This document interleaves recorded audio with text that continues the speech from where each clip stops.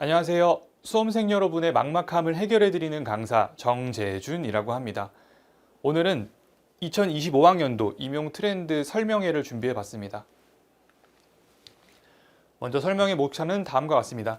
첫 번째로 저에 대한 간단한 소개 진행하고 우리가 볼 시험인 중등교사 임용 시험에 어떤 제도로 어떤 범위에 어떻게 나오고 있는지 시험에 대한 간단한 소개를 진행하고 이 시험이 가지는 본질에 대해서 알아본 후에 실제 시험은 어떻게 출제되고 있는지 출제 경향에 대해서 같이 알아볼 겁니다. 그리고 출제 경향을 바탕으로 우리는 어떤 식으로 공부해야지 가장 효율적이고 합리적으로 합격에 도달할 수 있는지 추천 학습 전략을 제가 준비해 봤고요. 이 학습 전략을 잘 따를 수 있도록 제가 이번 올해 준비한 2024학년도 커리큘럼에 대해서도 안내를 드리도록 하겠습니다. 그리고 마지막으로는 시험을 준비하고 있는 여러분들에게 전하고 싶은 말 준비하도록 했습니다. 먼저 저에 대한 간단한 소개하고 시작하도록 하겠습니다. 제 이름은 정재준이라고 하고요. 2008년도에 한국교원대학교 지구과학교육과에 입학했습니다. 그래서 졸업과 군 복무를 마친 후부터 공부를 좀 시작을 했습니다. 본격적으로 시작을 해서 2017학년도에 충북 중등교사 수석으로 임용하는 좋은 결과를 얻게 되었고요. 어떻게 군대를 갔다 오고 오랜 이 공부 학습의 공백기가 있었음에도 불구하고 수석으로 합격할 수 있었는지 그 방법에 대해서 조금 후에 자세하게도 알려드리도록 하겠습니다. 수석 임용된 후에 그리고 약 6년간 교사 생활을 했는데요. 그 중에서 가장 기억에 남는 터닝 포인트라고 하면은 20년도에 코로나가 터지게 되었죠. 그래서 코로나 터지면서 학교가 다 원격으로 전환이 되고 온라인 학습이 대두되게 됩니다. 아무래도 오프라인 수업보다 원격으로 진행된 온라인 수업의 질 그리고 전달력 모든 면에서 떨어질 수밖에 없습니다. 그래서 어떻게 하면 학생들에게 제가 준비한 수업 내용을 효과적으로 전달할 수 있을까라는 고민에서 과학교육 관련된 유튜브 채널을 개설해서 운영을 해봤습니다. 그런데 의도치 않게 이 유튜브가 잘 되게 되면서 영상은 약 50개 정도 업로드가 됐고 다 수업 영상 관련된 영상들입니다. 50개 영상으로 구독자를 5만 명 정도 모으고 총 조회수는 500만 정도 나오는 굉장히 긍정적인 호응을 많이 얻게 되었습니다. 그래서 이 유튜브 덕분에 다양한 곳에서 러브콜을 굉장히 많이 받게 되었는데요. 학교 생활도 물론 행복하고 보람차고 즐거웠지만 제가 가지고 있는 이 강의력이나 재능이나 이런 것들을 조금 더 다양하고 넓은 곳에서 한번 써먹어 보고 싶다라는 생각에 2023년도에 정교사 의원 면직을 하고 이제 내년도 2024년도부터는 희소 샘플러스에서 전공 지구과학 강사를 시작해 보게 되었습니다. 제가 교사 생활에서 어떤 시간을 보냈고 그 시간 동안 느낀 것들 그 토대로 여러분들에게 해줄 수 있는 이야기가 훨씬 더 많다고 생각을 합니다. 그래서 앞으로 진행되는 얘기 솔직히 말씀을 드리면은 제가 이제 강사로서의 커리어는 지금 시작이기 때문에 이력으로 적힌 것들을 보시면은 뭔가 좀 신뢰할 만한 것들이 좀 부족하다라고 생각할 수 있을 거라고 생각을 합니다. 그런데 제가 오늘 이 트렌드 설명에 굉장히 열심히 준비를 해놨거든요. 제가 준비한 자료들을 잘 보시고 제가 하는 이야기가 합리적이다, 일리가 있다라고 생각을 해보시면은 다음 이제 2024학년도 임용 시험 준비하실 때 저와 함께 해보시면은 분명 후회하지 않으실 거니까 앞으로 이어지는 제 얘기 한번 귀 기울여서 한번 들어보시고 판단에 참고해 보시면 좋을 것 같습니다. 먼저 우리가 볼 시험인 중등교사 임용 시험에 대해서 한국교육과정평가원에서 이 시험이 어떤 시험이다라고 아주 자세하게 소개를 해놓고 있습니다. 그런데 대부분 공부를 하는 수험생분들이 이 시험에 대한 소개를 제대로 읽어보지도 않고 막연하게 그냥 무작정 공부하는 경우가 상당히 많습니다. 그래서 물론 저도 여기에 포함된 내용들 잘 정리해가지고 여러분들에게 전달을 드릴 거지만 여러분들 직접 그 인터넷 검색으로 한국교육과정평가원 검색하시고 연구사업, 국가고사, 중등교사 임용시험 탭에 들어가면은 개요, 출제, 채점 하고서 굉장히 자세한 내용이 나와 있습니다. 내가 인생을 걸고 치는 이 임용시험이 어떤 시험이고 뭘 중점으로 출제하고 이런 내용들을 출제하는 기관에서 정리한 내용들이 있으니까 이거 꼭 한번 검색해서 자세하게 꼼꼼하게 읽어보는 시간을 가지셨으면 좋겠습니다. 자, 이 내용들 중에서 제가 이제 중요한 내용들을 추려가지고 정리해서 알려드리도록 하겠습니다.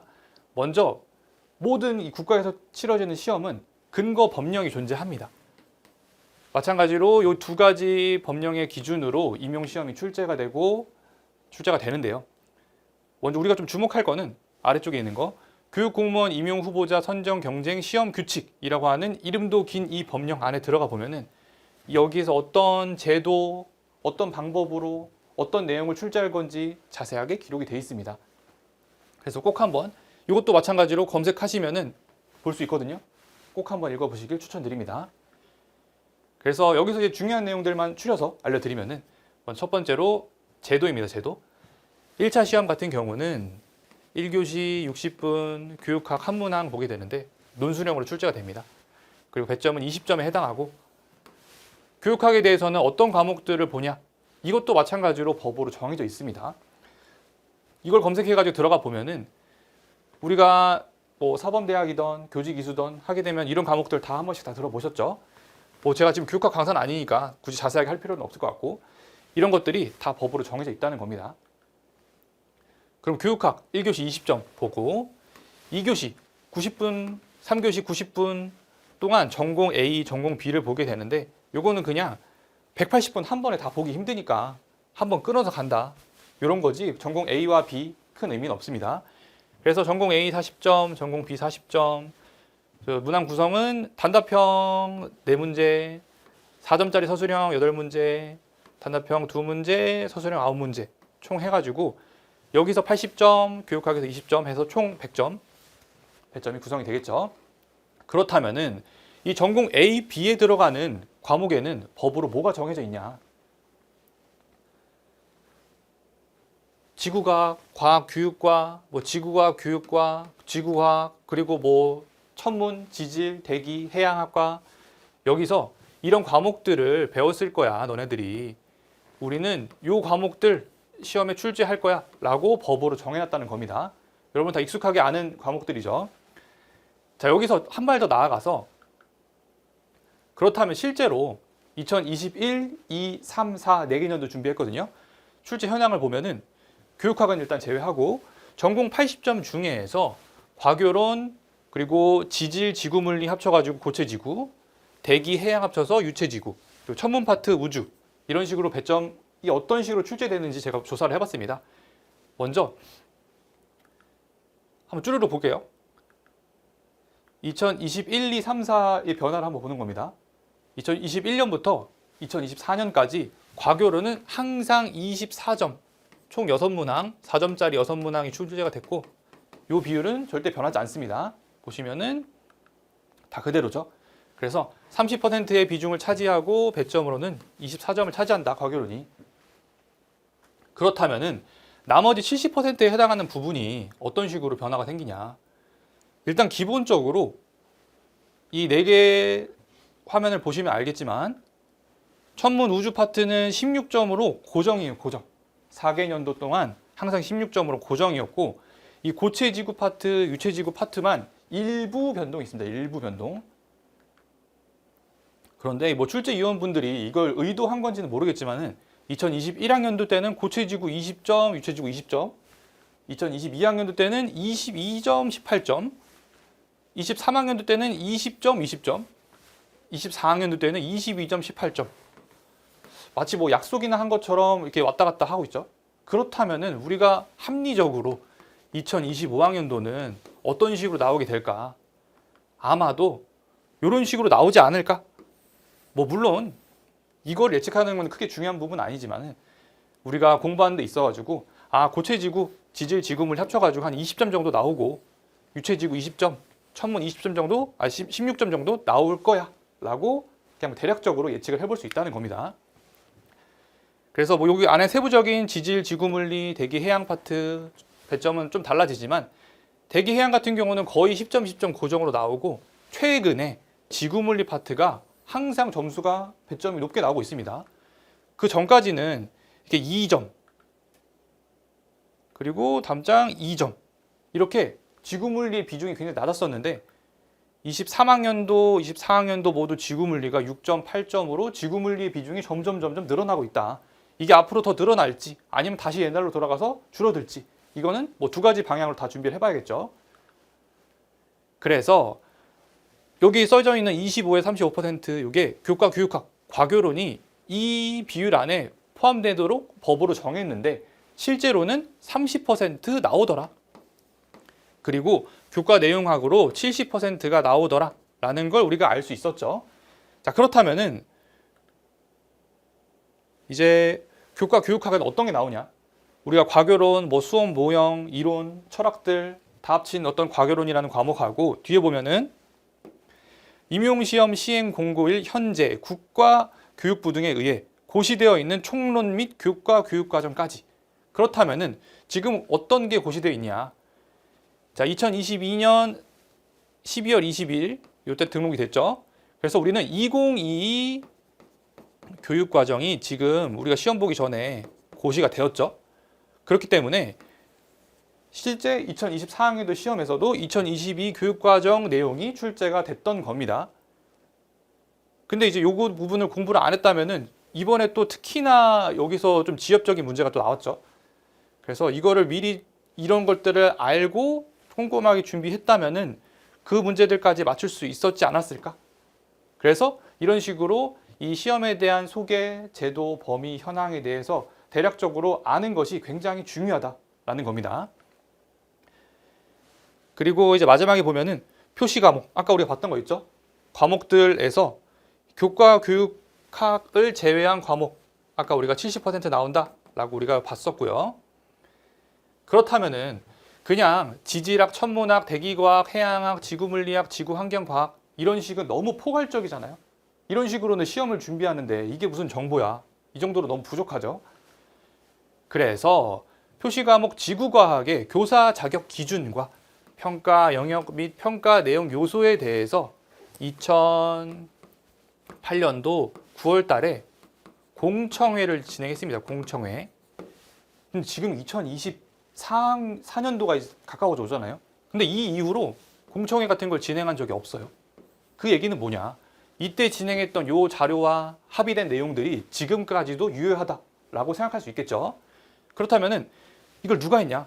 2008년도 9월 달에 공청회를 진행했는데 연구 책임자 박수인 교수님을 필두로 공동 연구자로 나오는데 우리가 이제 임용 공부를 좀 진심으로 한 친구들은 다 이제 어느 대학교에 어느 지구과학 교육과에 어느 전공을 하는 저명한 교수님이라는 걸 다 알 수 있을 거예요. 이렇게 출제에 자주 들어가시는 교수님들이 2008년도에 옛날 옛적에 모여가지고 우리 지구과학은 교사 자격 기준으로 이런 내용들을 평가할 거야 라는 거를 교수님들이 합의해서 정했다는 겁니다. 그래서 내용을 모든 과목에 다 이렇게 돼 있는데 대기과목 예시로 보면은 평가 영역으로 지구 대기와 에너지, 대기 운동과 순환, 일기 변화와 기후, 대기 관측 및 분석 이런 내용 중에서 특히나 세부적으로 이런들 항목들 다 세분화해서 공부를 하면은 우리가 이런 내용에 대해서 평가를 할 거야 라는 겁니다. 물론 이거는 2008년 기준이기 때문에 여기에 써져 있는 내용들은 지금 현실하고 맞지 않지만 여기 앞에 있는 내용들 우리가 전반적으로 알고 있는 이 지구과학에 대한 내용들은 큰 변화가 없기 때문에 이걸 토대로 우리가 공부를 해주면은 훨씬 더 좀 공신력 있고 신뢰도 있는 공부를 할 수가 있다. 그래서 지질학, 지구물리학, 해양학, 천문학, 대기과학, 지구과학, 환경과학 등 이런 것들 교수님들이 다 공신력 있게 정리를 해놨으니까 우린 이걸로 공부하는 것이 어떻게 보면 제일 합리적이지 않을까. 저도 실제로 이 방법으로 공부를 했고 수석으로 일하는 좋은 결과를 얻었으니까 어느 정도 좀 검증력 있는 이야기라고 생각할 수 있겠죠. 그래서 우리는 이 2008년도 9월 달에 진행했던 공청회에서 나오는 이 평가 내용 항목들을 토대로 구조와 틀을 만들어 드릴 겁니다. 여기에다가 우리가 학습한 내용들을 이 서랍에다가 잘 차곡차곡 정리를 해 놓는 거예요. 그러면 공부가 끝났을 때는 마치 무슨 거대한 마인드맵처럼 지구과학이라는 이 네 글자에서 출발해가지고 모든 키워드들이 다 연결되어 있는 거대한 구조와 맵이 하나 완성이 되는 겁니다. 저와 함께 1년 같이 공부하게 되면은 이거를 끊임없이 만들어 나가고 이거를 반복하는 연습을 계속 할 거예요. 그러면은 우리가 평가 내용, 평가 요소들을 좀 전반적으로 차근차근 잘 준비할 수가 있겠죠. 자, 1차 시험은 그렇고 2차 시험. 2차 시험은 심층 면접 보고요. 지도안 작성하고 수업 실현하고 뭐 플러스 뭐 실험을 보는 데도 있고 등등등등. 구체적인 사항은 각 시도교육청 공고문을 봐야 되는 만큼 조금씩은 다릅니다. 근데 대략적으로 이런 내용을 보게 되고 저는 2차에 대해서는 그렇게 생각합니다. 우리가 2차 시험을 보고서 그 다음에 3월 달에 바로 교사로 투입이 되잖아요. 바로 학생들을 만나서 바로 수업을 합니다. 바로 담임을 맡아요. 그렇기 때문에 이 2차 시험에서 가장 중점적으로 볼 건 뭐냐. 교사로서 잘 어울리는 사람. 너무 뭐 쑥스럼도 많고 너무 말도 못하고 이런 사람들을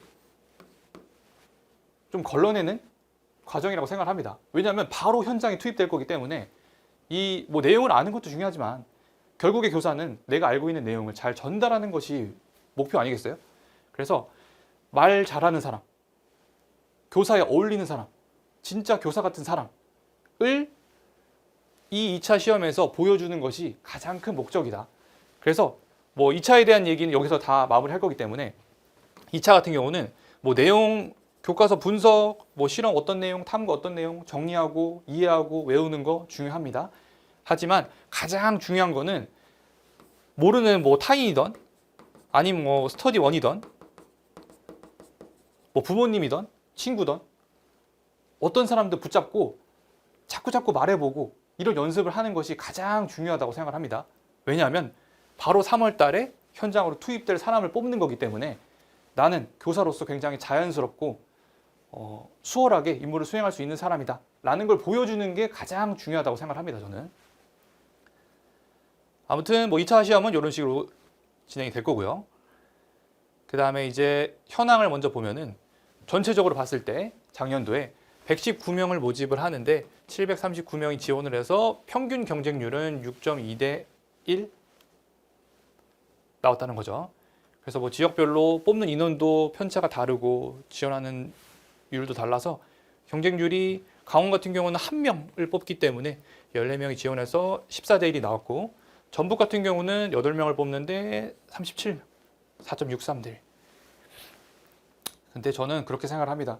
뭐 지역별로 경쟁률이 높고 낮고 커트라인이 높고 낮고 근데 임용시험 자체가 특히나 우리 지구과학 같은 경우는 뽑는 인원들이 너무 적잖아요. 그래서 어디를 보던 1등 한다는 마음으로 공부를 해야지 그래야 붙는 것 같아요. 제 생각에는. 저도 마찬가지로 1등을 해야 된다는 마음으로 공부를 했고 뭐 실제로 1등을 할지도 몰랐지만 사실은 여러분들이 공부할 때 뭐 커트라인이 몇 점이고 커트라인 생각하면서 공부하지 않았으면 좋겠습니다. 무조건 1등 한다는 마음으로 그 마음으로 공부를 해야지 그래야 겨우 붙지 않을까. 그래서 마음을 정말 굳게 먹고 왜냐하면은 들어갈 수 있는 문이 너무나도 좁기 때문에 나는 무조건 1등 한다. 뭐 지역, 뭐 경기도가 많으니까 경기도 써야지. 이런 마음으로 보는 게 아니라 내가 살고 있는 지역, 내가 교사로 근무하고 싶은 지역에서 나 무조건 1등으로 붙을 거야. 라고 마음 진짜 굳게 먹고 믿고 가야 된다는 겁니다. 그래서 전반적으로 경쟁률은 이런 식으로 분포가 돼 있고요. 그래서 이 시험의 본질을 제가 마음대로 판단하지 않고 평가원 홈페이지에 출제 원칙이라고 소개를 해놨습니다.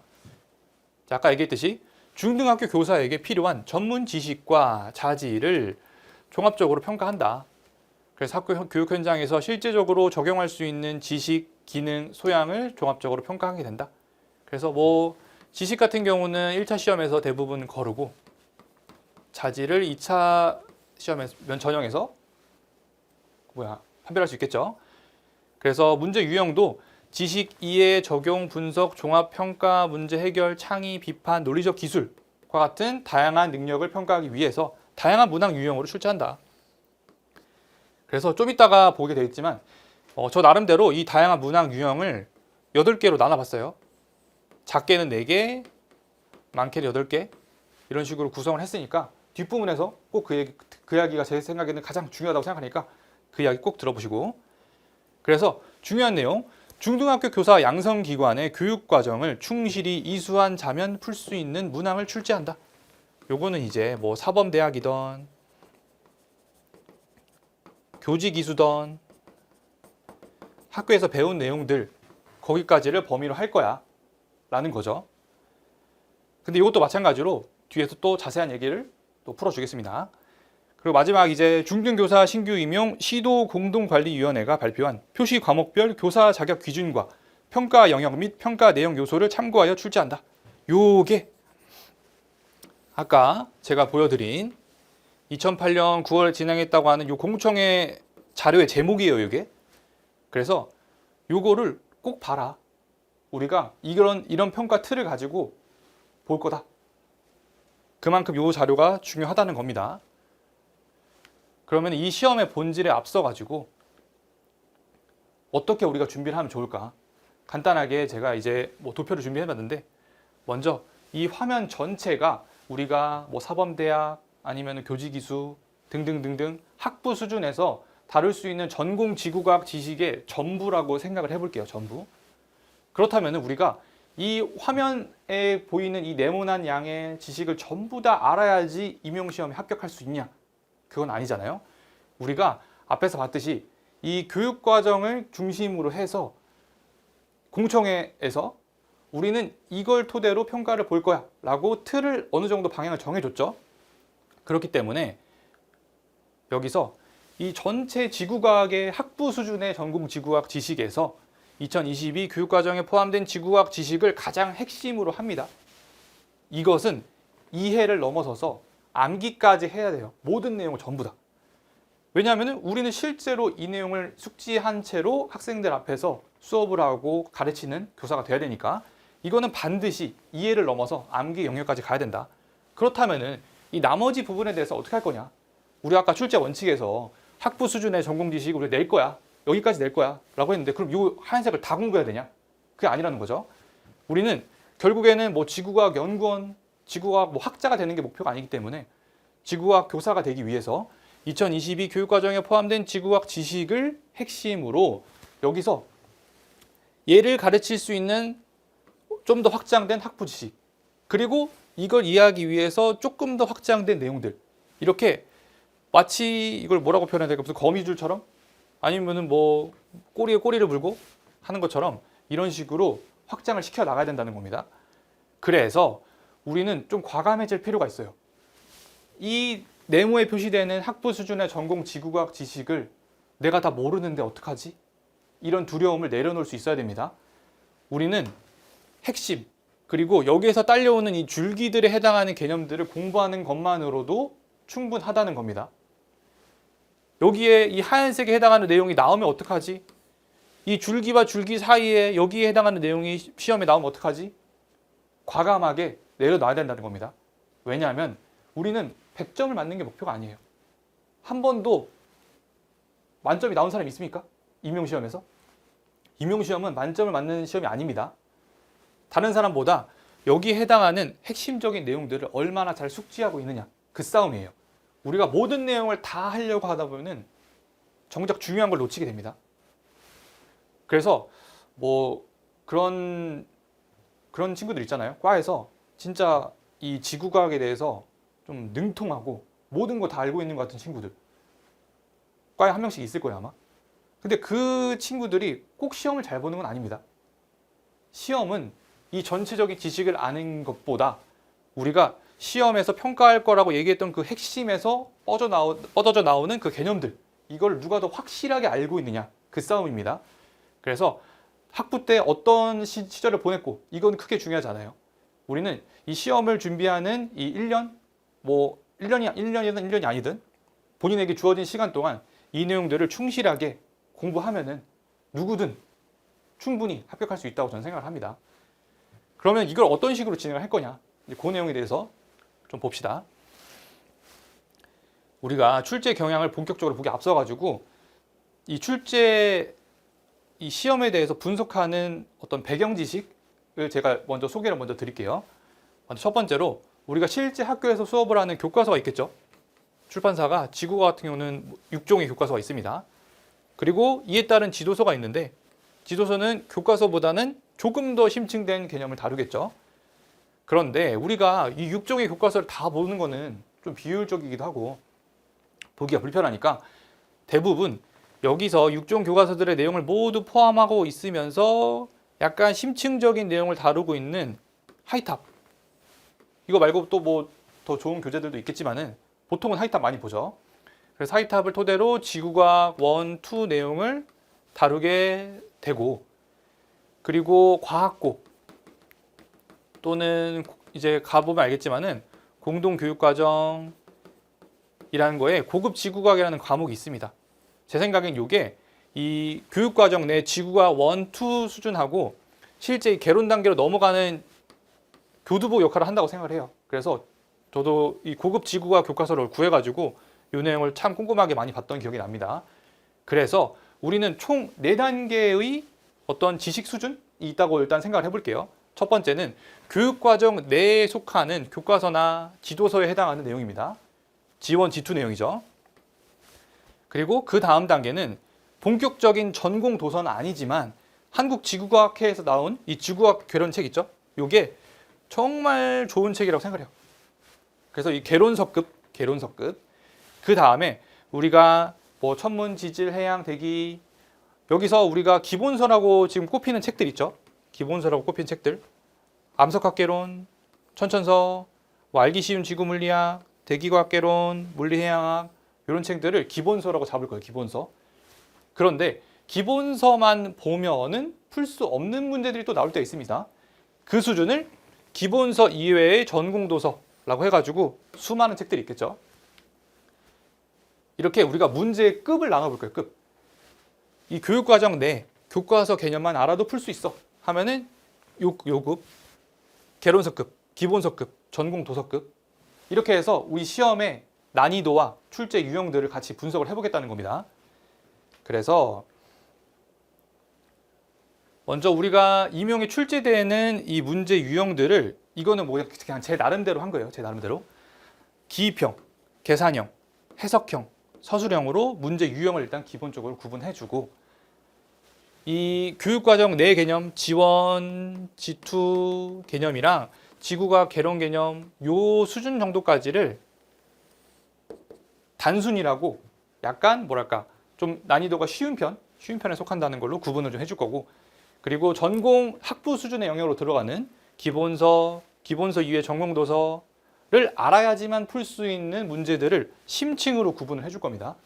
그래서 유형들 기입, 계산, 해석, 서술형 이런 식으로 구분해주고, 우리가 공부해야 되는 지식 수준에 따라서 단순과 심층으로 구분했다는 거, 이걸 토대로 작년 시험과 올해 치러진 시험을 비교를 한번 해볼 거예요.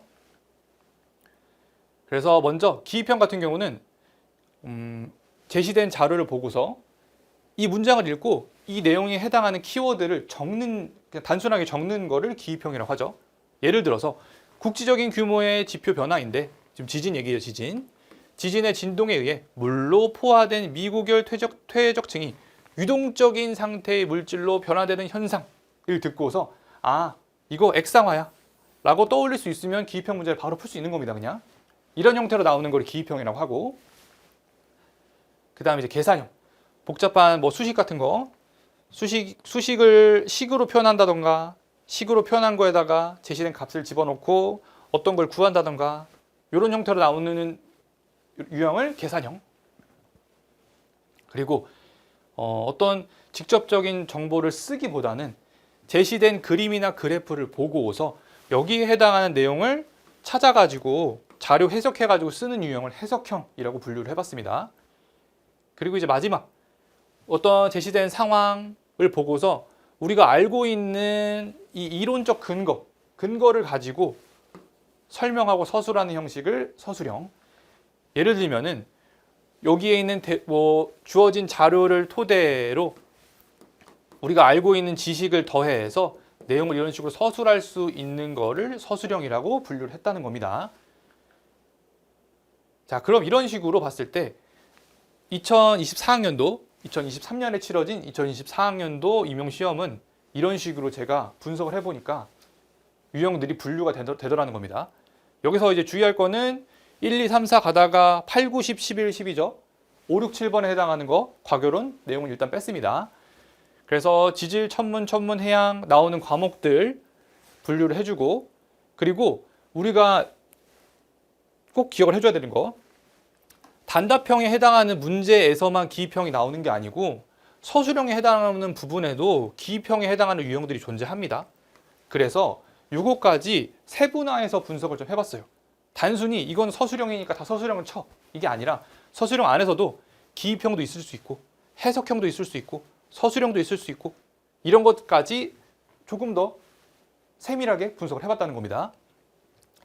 자, 이런 식으로 분석을 쫙 해보니까 2024학년도 올해 치러진 시험에서는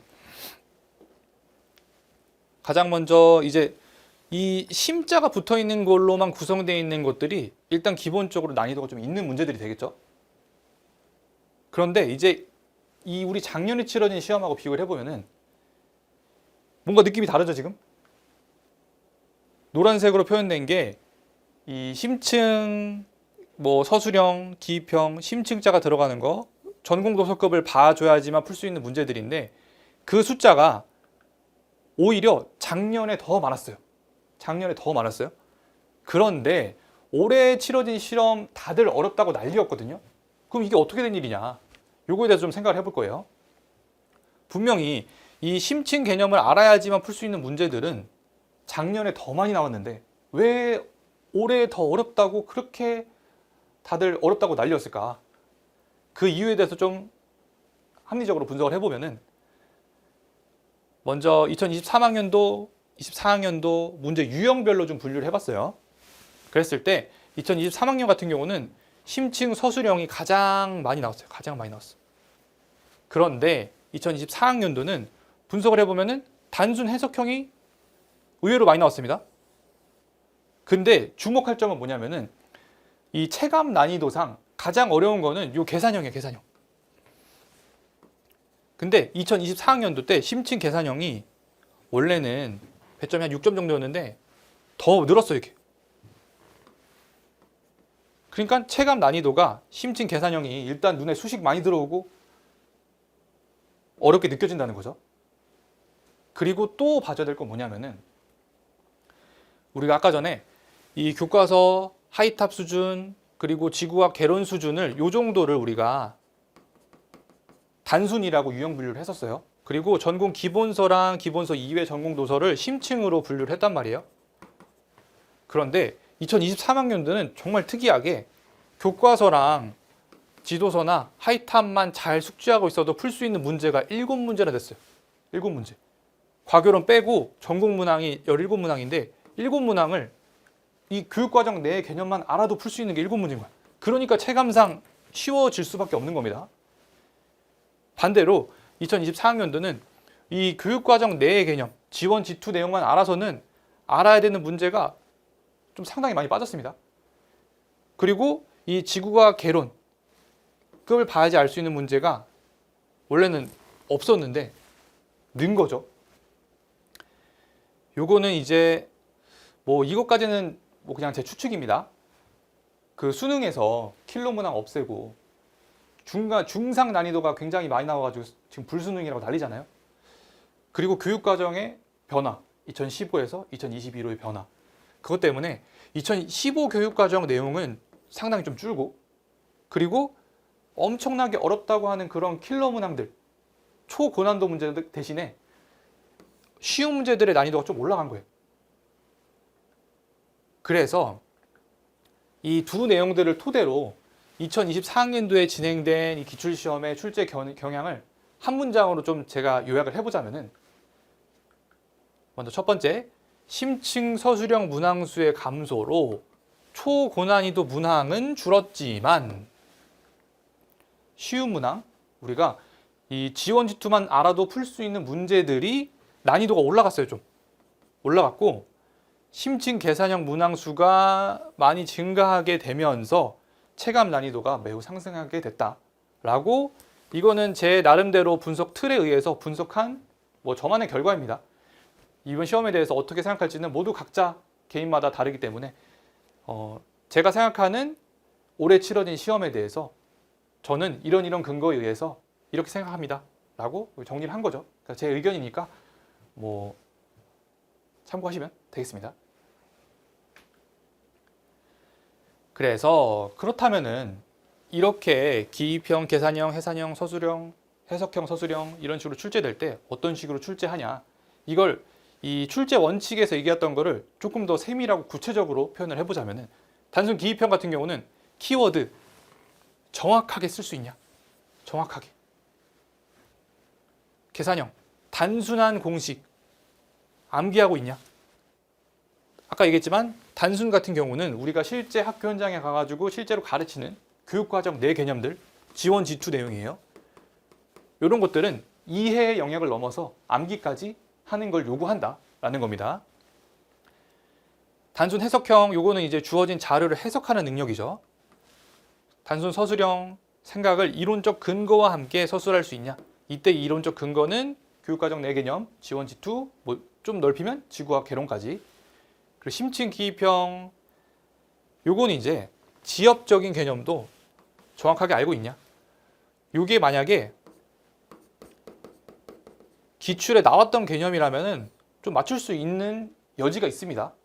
그런데 아까도 얘기했지만은 우리 아까 여기 전체 학부 수준의 그 개념 모두 알 수 없다고 얘기했죠. 이거를 심층 기입형 내용은 우리가 이걸 그 키워드를 암기하고 있어야지 쓸 수 있는 답인데, 이 지엽적인 개념이 만약에 기출에 한 번도 나오지 않은 것들이 출제가 된다. 그러면 현실적으로 그 문제는 맞추기가 굉장히 어렵습니다. 그래서 그 문제를 맞추기 위해서 공부에 시간과 에너지를 투자하느니 과감하게 버려야 됩니다. 그래서 심층 기입형은 좀 전략적으로 버릴 필요가 있다. 기출에 나온 것들, 이것들만 확실하게 기억하고 나오지 않은 거 과감하게 쳐내야지 우리가 주어진 시간 안에 효율적으로 공부할 수 있다는 겁니다. 심층 계산형, 복잡한 수식을 단순 공식을 활용해서 계산할 수 있는가. 지금 현재 트렌드로는 요 문제 유형이 가장 각광받고 있죠, 지금. 심층 계산형. 그런데 우리가 조금 위안을 삼자면은 수식 모두 다 어려워하잖아요. 그거 아마 뭐 교수님들 비슷할 거예요. 그 복잡한 수식을 다 외워가지고 그 증명 과정 다 숙지하고 있고 이 수준까지 바라지 않는 거예요. 우리가 해야 될 건 뭐냐? 고등학교 교육과정에 나오는 이 단순한 공식들은 암기하고 있고, 이거를 활용해서 심층 계산형에 나오는 이 복잡한 수식들에 나오는 의미를 해석하고 간단한 계산 할 수 있으면 된다는 겁니다. 이 차이가 굉장히 커요. 이게 좀 이해할 수 있겠나요? 이거 심층 계산형 나온다 해가지고 뭐 대기 역학, 천체 물리 나오는 복잡한 수식들 외우고 증명하고, 이거는 공부 방향이 맞지 않는다는 거예요. 이해하시겠어요? 복잡한 수식이 많이 나온다고 해가지고 공부하는 방향을, 이걸 공부하는 방향으로 가면 안 된다.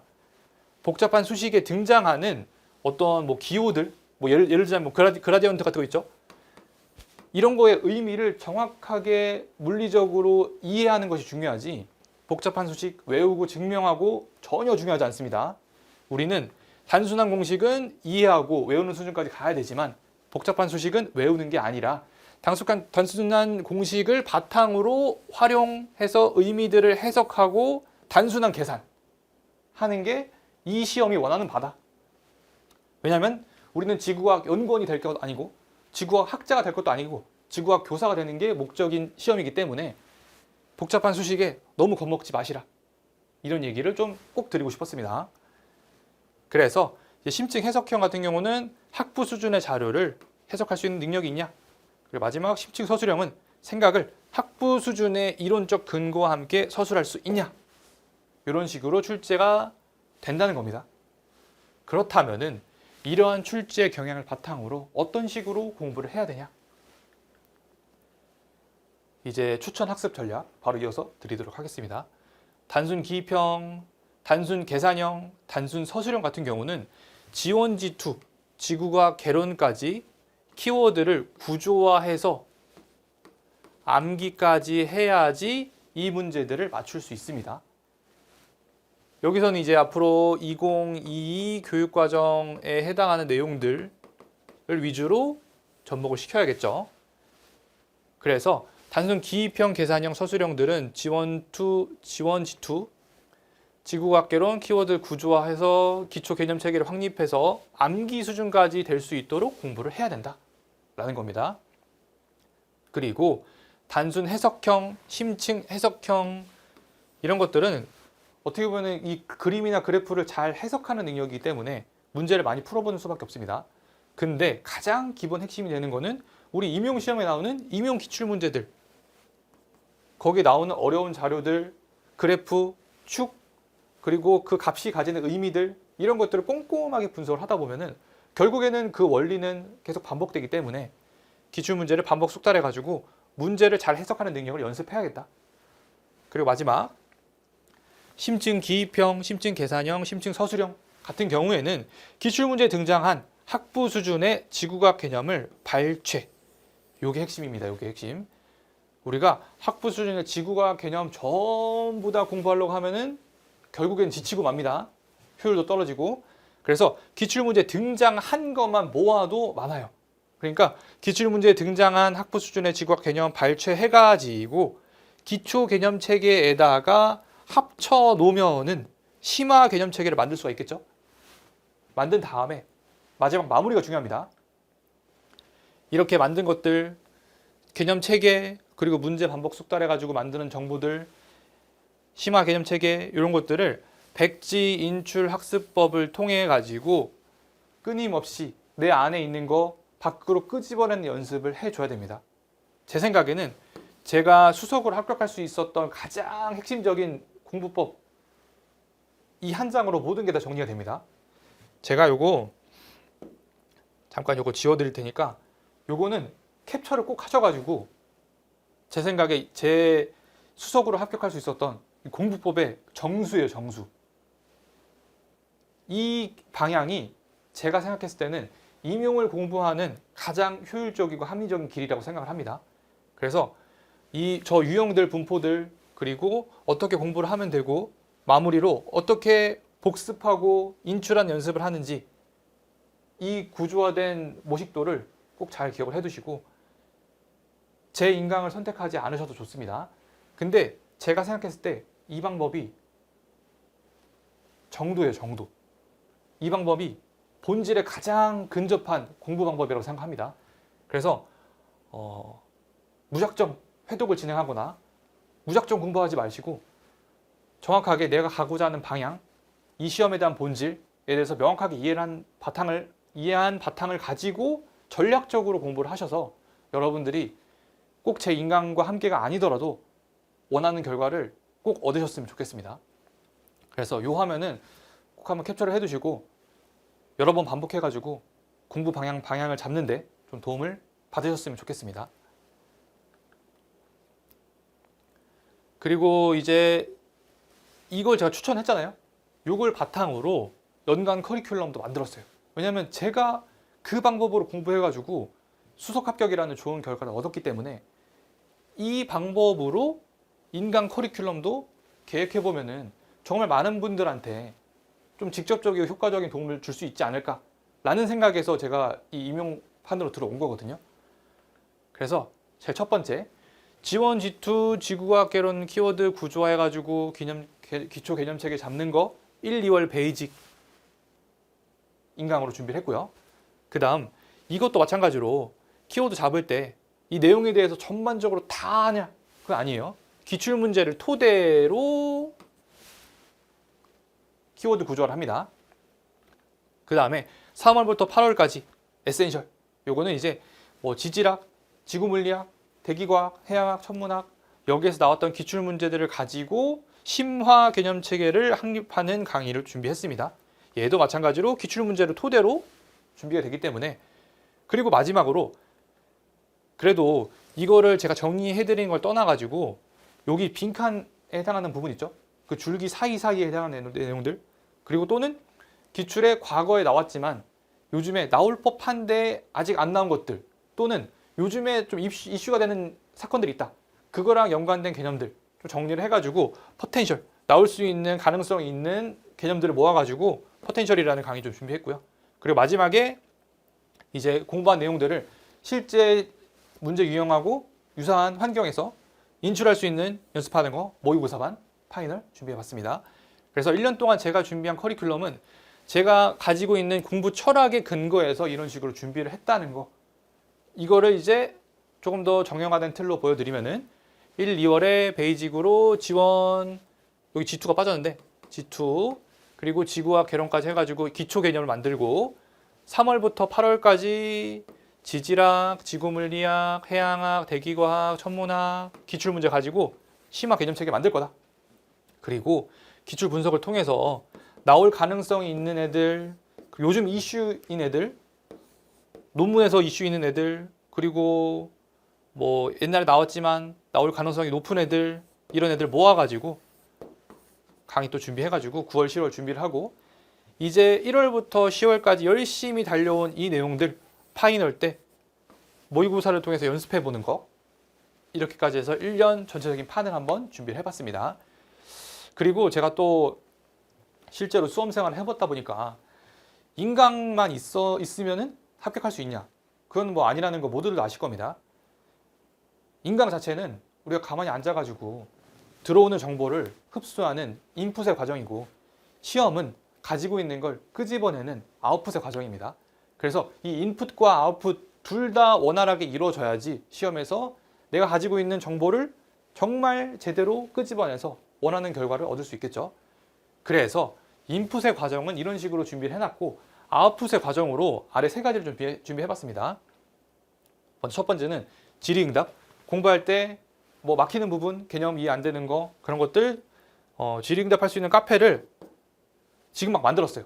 그래가지고 이거 이제 수강하시는 분들은 카페 가입하면은 궁금한 것들 바로바로 질문하고 제가 또 바로바로 해결해 드릴 거니까 질의응답을 다음 카페에 좀 활용해 주시면 될 것 같고, 그리고 2번 기출문제 토론작. 기출문제가 92년도부터 지금까지 굉장히 많은 기출문제가 존재하죠. 근데 이거에 대한 뭐 해답이라든가 이거에 대한 뭐 자료라든가 출처라든가 이런 게 굉장히 지금 막 흩어져 있어요. 그런 것들을 제가 집약해가지고 전달해 드릴 건데, 제가 모든 문제를 다 여러분들한테 해드리기에는 시간적으로 여유가 없잖아요. 그래서 제가 판을 깔아 드릴 거예요. 이 판을 깔아 드리면은 그 문제에 대해서 나는 이렇게 생각한다, 이게 정답이라고 생각한다, 서로 토론하면서, 토론하는 과정에서 가장 기억에 많이 남거든요. 그래서 기출문제 단순하게 답 이거지 이게 아니라 다른 사람과 토론하면서 난 이게 맞다고 생각해, 이런 식으로 서로 토론할 수 있는 장을 게시판을 통해서 만들어 드릴 거예요. 그래서 여기서 서로 토론하면서 공부도 해보시고, 가장 마지막으로 제가 가장 중요하다고 생각하는 거, 가지고 있는 거를 끄집어내는 연습, 백지 인출 연습을 줌 스터디를 통해서 진행을 해볼까 합니다. 요거는 뭐 모든 분들한테 다 하는 건 아니고, 희망하시는 분들, 제가 선발을 해가지고 정말 열심히 할 수 있는 분들 선발을 해가지고 이 줌 스터디 백지 인출 관련된 거는 제가 따로 또 정리해가지고 드리도록 하겠습니다. 근데 요게 제가 생각했을 때는 꽤나 유용하게 작용할 거라는 생각이 문득 듭니다, 지금. 그래서 제가 준비한 연간 커리큘럼이랑 그리고 아래 준비된 다양한 부가 서비스들 같이 한번 이용해 보시면은 임용 준비하실 때 분명히 큰 도움이 되실 거라고 생각합니다. 정말 제가 실제 임용 수험 생활을 하면서 필요하다고 생각했던 것들을 정말 체계적으로 잘 준비했으니까요. 여러분들도 꼭 도움 많이 받으셨으면 좋겠습니다. 자, 마지막으로 이제 전하고 싶은 말 하고서 이제 마무리할 건데요. 이거 자료를 공개할까 말까 고민을 굉장히 많이 했습니다. 왜냐면은 이게 제 실제 일기장이에요. 2016년도인데 실제 일기장입니다. 제목이 상상이에요, 상상. 내용 더 긴데 부끄러워가지고 앞부분만 잘랐습니다.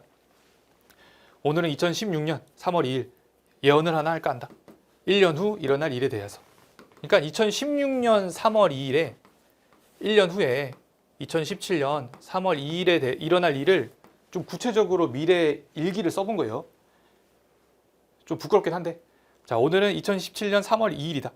합격을 한 기쁨도 이제는 퇴색하고 걱정이 앞선다. 이런 식으로 말도 안 되는 말도 안 되지만 그때의 감정을 최대한 구체적으로 쓰는 거예요. 실제 일어났다고 생각을 하고 아이들과의 첫 만남이 설레기도 하고 두렵기도 하다. 열정적이었던 2016년을 보내고 세종 수석을 합격한 지도 어느새 2주나 흘렀다. 뭐 실제적으로 디테일하게는 뭐 세종은 아니고 충북이긴 하지만 실제로 이 수석을 합격하고 나니까 이 일기장이 너무 좀 소중하기도 하고 생각나기도 하고 그러더라고요.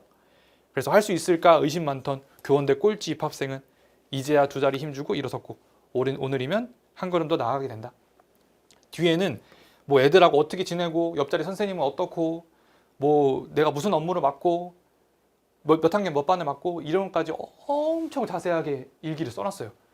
그래가지고 뭐 그거대로 뭐 전부 다 이루어지진 않았지만은 적어도 이 미래 일기를 쓰면서 내가 내년도에 정말 합격할 수 있겠다는 그런 구체적인 미래를 꿈꾸고 생각을 많이 했던 것 같습니다. 그렇게 하면 뭐가 좋냐면은 내가 내년도에 합격할 수 있을까 없을까를 고민하는 에너지를 줄여주게 돼요. 나는 무조건 붙을 사람이라고 강하게 인식을 하고 그런 사람으로 만들 수 있도록 모든 습관과 행동을 그 방향으로 초점을 맞추는 거예요. 그래서 내가 내년도에 합격을 하려면 어떻게 되지? 내년도에 교사가 되려면 뭘 준비해야 되지? 그런 것들을 합격했다고 가정을 하고 그런 사람이 되기 위해서 공부 시간, 습관 이런 것들을 다 세팅을 해야 된다는 겁니다. 그래서 임용 시험이라는 게 1년을 열심히 준비해도 합격, 불합격에 따라서 그 1년의 가치가 완전히 뒤바뀌는 아주 불확실한 시간이라는 거 누구보다 잘 알고 있습니다. 그 불확실함이 수험 생활을 하는 가장 큰 두려움이라고 생각을 하고요. 그래서 내가 지금 보내고 있는 시간이 불합격이라는 그런 장애물로 인해서 무의미하게 바뀌어버리는 건 아닐지 그런 불안감, 우울함, 두려움 저도 정말 절실하게 느껴봤고 그렇기 때문에 이 공부를 하시는 수험 생활에서 불안함, 두려움, 막막함 그런 것들을 해결해 드리고 싶어서 임용 강사로 오게 된 것이 가장 큽니다. 저 정교사를 학생들하고도 관계가 굉장히 좋았고 제자들도 굉장히 지금 잘 크고 있어가지고 성취감도 큰데 그런 보람찬 자리를 내려두고 좀 더 새로운 도전을 하게 된 가장 큰 계기는 제가 임용 수험 생활을 했을 때 누군가가 좀 도와주는 사람이 있었으면 좋겠다. 그 존재가 제가 돼보면 어떨까 라는 생각에서 결심을 한 게 가장 크거든요. 그래서 제가 제 인생을 걸고 결심한 만큼 지금 수험 생활을 하면서 불안하고 막막하고 두려운 여러분들에게 제가 제 인생을 걸고 여러분들에게 정말 많은 도움을 드릴 테니까요. 저 한번 믿어보시고 1년 함께 공부해 보시면은 여러분들의 합격에 정말 중요하고 그리고 의미 있는 런닝메이트가 되어드리고 싶습니다. 그래서 제가 이제 강사 시작이라서 제가 가지고 있는 이력이 화려하진 않지만 자료 준비도 정말 열심히 할 거고요. 여러분들이 공부하면서 이해하는데 1시간, 2시간 걸릴 거 제가 만든 자료 보시고 10분 안에 바로 이해해서 여러분들이 좀 더 효율적으로 공부하실 수 있고 합격에 더 가까워질 수 있게 제가 준비할 테니까요. 임용 트렌드 설명회 잘 들어보시고 저라는 사람을 한번 믿어보시면은 여러분들 인생에 분명 큰 도움이 될 수 있을 거라고 생각합니다. 제 진심이 잘 전달이 됐는지 모르겠습니다. 자, 아무튼 저의 부끄러운 2016년도 미래 일기를 마지막으로 임용 트렌드 설명회는 여기까지 마치도록 하겠고요. 뭐 궁금한 사항이 있거나 저에게 관심이 있는 분들은 그 희소 샘플러스 사이트 오시면은 더 자세하게 응대해 드릴 수 있으니까 관심 많이 가져주시고 저 한번 믿어주세요. 제가 진짜 열심히 도와드릴게요. 자, 그러면은 오늘 임용 트렌드 설명회는 여기까지 마치도록 하겠습니다. 여러분의 수험 생활을 응원합니다. 진심으로요. 자, 여기까지 마치도록 하겠습니다. 임용 강사 정재준이었습니다. 감사합니다.